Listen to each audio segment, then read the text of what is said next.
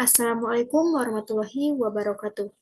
Perkenalkan, nama saya Eli Sitianurjana dengan NIM 340-221-0404 dari Manajemen Reguler L.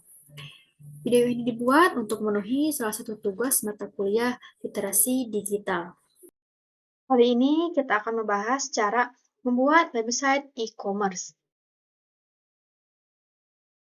Website adalah kumpulan halaman yang berisi informasi yang disediakan melalui jalur internet, sehingga bisa diakses di seluruh dunia selama terkoneksi dengan jaringan internet.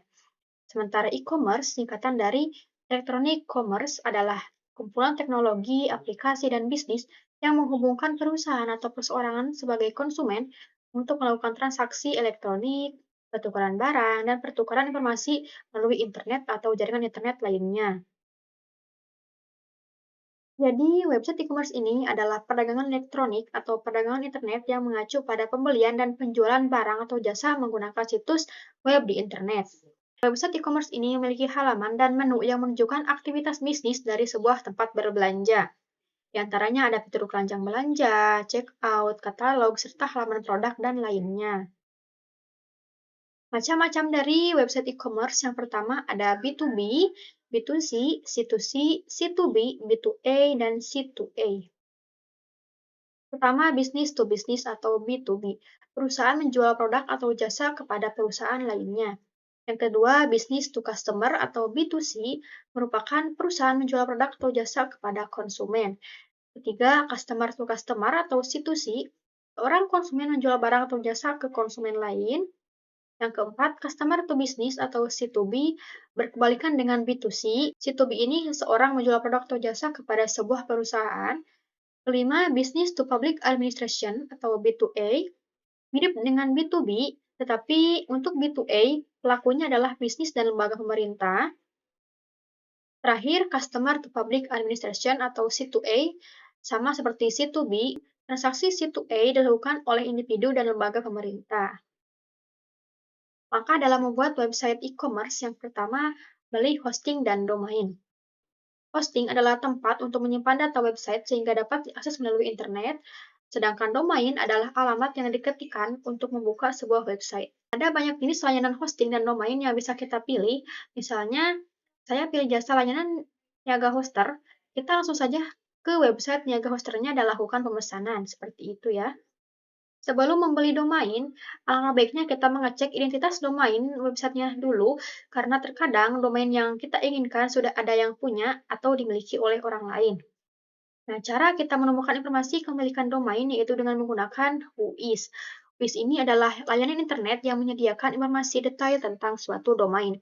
Informasi yang akan kita temukan diantaranya di mana domain didaftarkan, identitas pemilik seperti nama, alamat email, nomor telepon, kemudian tanggal domain didaftarkan, tanggal kadaluarsa domain, dan alamat IP pemilik domain. Ada banyak website yang bisa kita gunakan untuk mengecek identitas domain. Saya mengambil dua situs ya teman-teman. Yang pertama who.is dan kedua layanan Niaga Hosternya. Kita cek untuk di layanan WHOIS.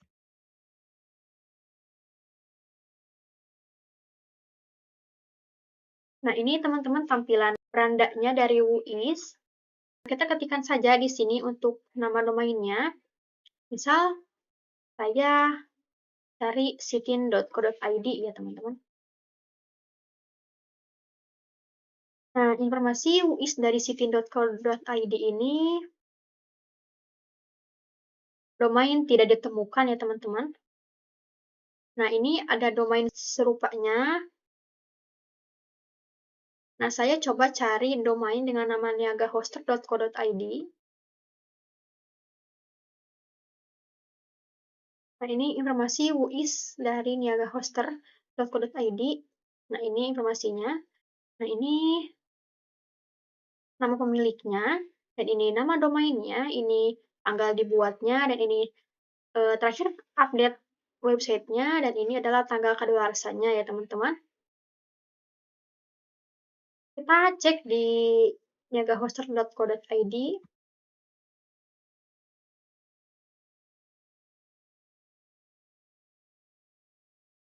Nah, kita sama saja kita langsung cari di sini, ketikan nama domain yang akan kita cari. Misalnya saya cari Titin.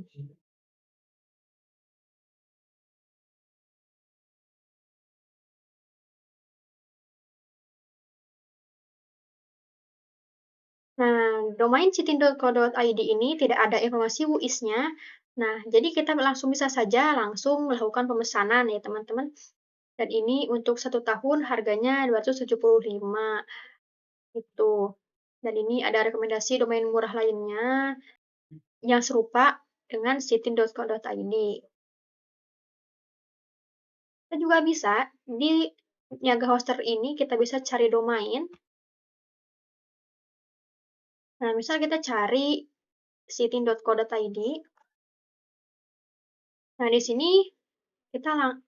sini kita bisa mengatur untuk durasi websitenya. Misal kita untuk 2 tahun, harganya jadi 250, dan untuk 1 tahun 275. Dan ini domain murah lainnya. Nah, kita bisa langsung saja melakukan pemesanan ya teman-teman. Selanjutnya kita install website WordPress. Jika kita melakukan pemesanan hosting dan domain di layanan Niaga Hoster yang tadi, di sana kita sudah disediakan fitur auto install WordPress atau detail login ke cPanel. Jika tidak mendapatkan itu, kita bisa install manual saja, dan berikut langkah-langkahnya. Yang pertama, lakukan login ke cPanel hosting menggunakan username dan password yang sudah dikirim ke email. Ini URL-nya. Kemudian klik menu WordPress di bagian Shop Oculus Apps Installer, kemudian klik Install Now. Kemudian di bagian Software, Setup, pilih nama domain pada kolom Choose Domain dan kosongkan kolom In Inventory. Kemudian isi nama website dan deskripsinya, lalu buat username dan password yang nantinya akan digunakan saat login ke dashboard WordPress. Kemudian klik tombol install di bagian halaman paling bawah. Nah, setelah itu akan muncul tampilan detail tentang URL website, URL untuk login ke dashboard WordPress. Selanjutnya kita lakukan pengaturan website.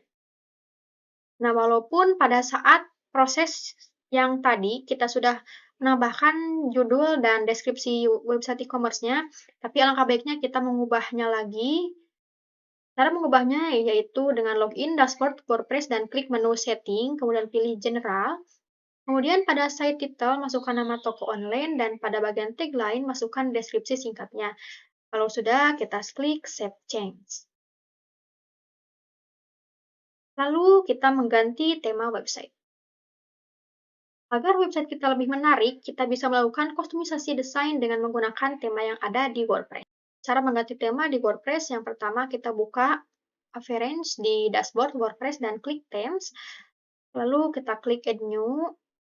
Lalu kita ketik tema yang akan kita gunakan. Saya ketik Storefront, dan kita klik Activate untuk mengaktifkan temanya dan akan otomatis terpasang. Nah, kita juga bisa menggunakan template lainnya. Saya menggunakan dari cssauthor.com dan Test Client, kita klik. Nah, di sini ada 15 plus Best Free E-commerce Blogger Template. Nah, ini untuk temanya. Nah, kita bisa langsung saja download ya teman-teman, nanti kita terapkan di website e-commerce kita. Nah, begitu. Nah, kita klik yang kedua.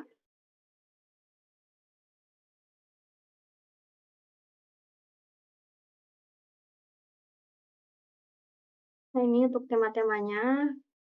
Kita juga bisa langsung download saja ya teman-teman.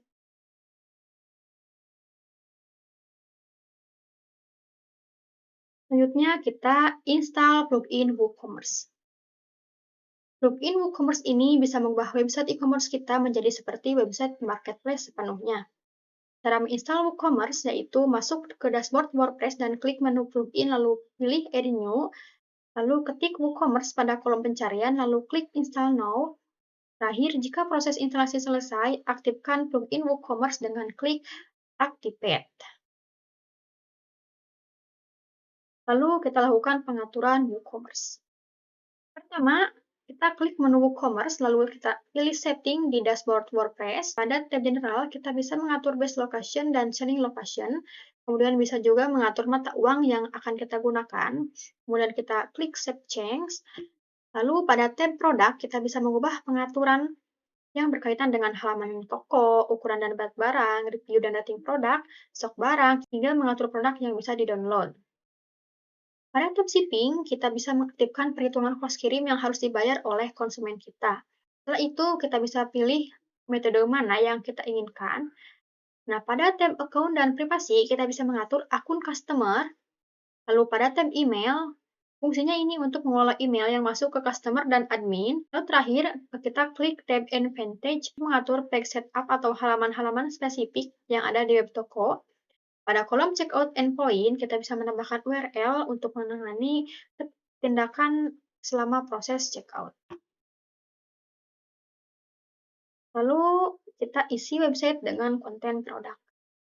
Kita bisa langsung mengisi website e-commerce kita dengan produk yang akan kita jual.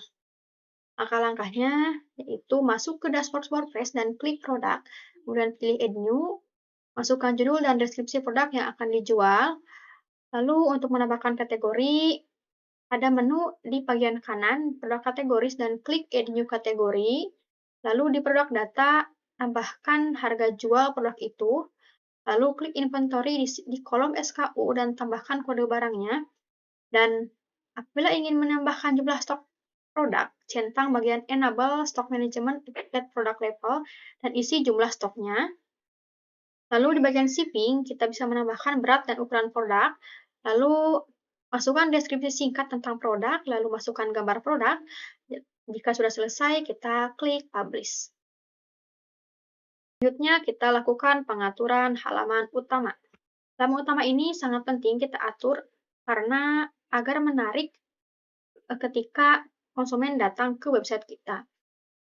Langkah-langkahnya yang pertama, pada dashboard WordPress, kita klik page, lalu pilih Add New, lalu isi judul halamannya, terakhir kita klik Setting, kemudian pilih Reading, kemudian pilih lagi Front Page Display, lalu pilih A Static Page, lalu pilih halamannya, dan kita klik Save Change untuk menyimpan perubahannya. Terakhir, kita gunakan Payment Gateway.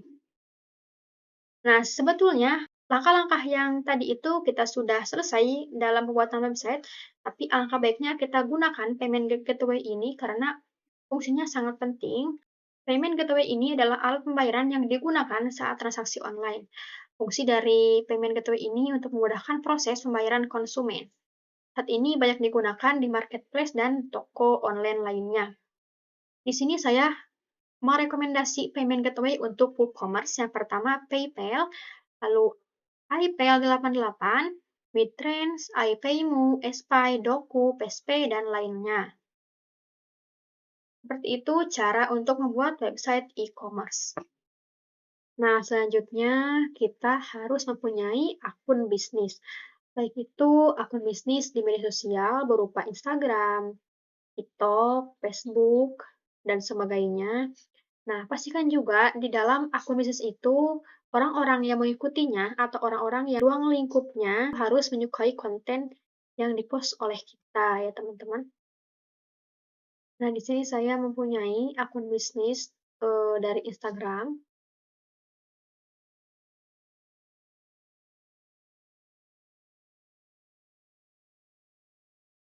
Nah, ini akun media sosial dari bisnis saya bernama @titinshop_, dan ini adalah akun bisnis dengan kategori toko pakaian wanita.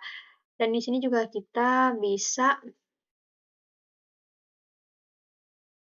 atur situs webnya, nanti kita tambahkan. Nah, di akun bisnis ini kita bisa tambahkan alamat bisnis toko kita. Kita bisa mengelola dengan fitur iklan. Jadi kita bisa agar lebih menjangkau pelanggan-pelanggan kita dengan masang iklan di Instagram. Saya baru memulai membuat akun bisnis ini, jadi untuk postingannya saya belum memposting foto ataupun video apapun. Jadi seperti itu untuk membuat akun bisnis di media sosial. Sekian yang dapat saya sampaikan. Mohon maaf bila ada kesalahan. Wassalamualaikum warahmatullahi wabarakatuh.